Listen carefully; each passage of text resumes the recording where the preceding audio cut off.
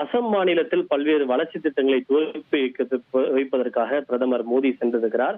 மொத்தம் 15,600 கோடி மதிப்பிலான வளர்ச்சி திட்டங்களை அவர் துவக்கி வைக்க இருக்கிறார்.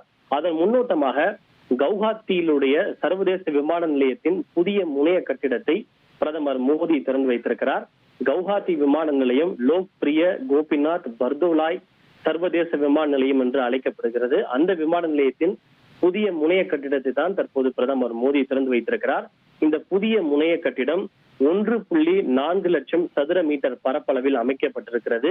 ஆண்டுக்கு 1,30,00,000 பயணிகளை கையாளும் திறன் கொண்டதாக இந்த விமான நிலையம் கட்டப்பட்டிருக்கிறது.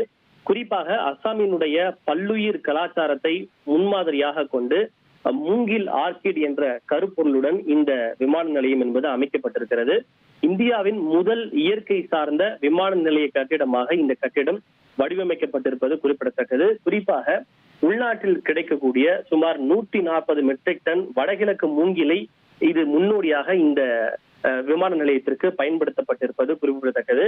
காசிரங்காவால் ஈர்க்கப்பட்ட பசுமையான நிலப்பரப்புகள், ஜாப்பி வடிவங்கள், காண்டாமிருக சின்னம், கோப்பு மலரை பிரதிபலிக்கும் 57 ஆர்கிட் வடிவ தூண்கள் உள்ளிட்ட பல்வேறு விஷயங்களால் இந்த விமான நிலையம் அழகுபடுத்தப்பட்டிருக்கிறது.